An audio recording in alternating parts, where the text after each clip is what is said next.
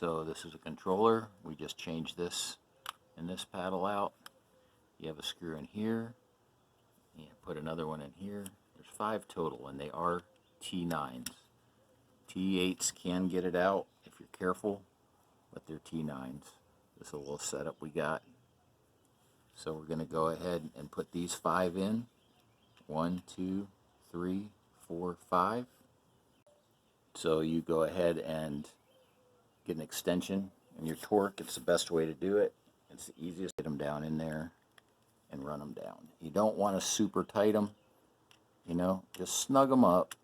Make sure there's no play, but just run them down in there.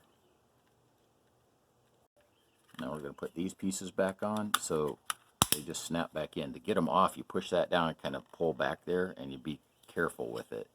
Same with this side. You just kind of fit it back in on the correct side, feel fit it, snap it in, and there you go.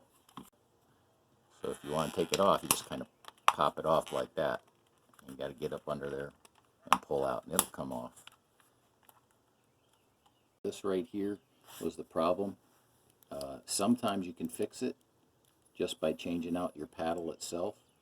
Sometimes it goes deeper, so you would actually, in this case, have to take the entire board apart to get this out because it is soldered in. So if that's not working, now you can try to clean it,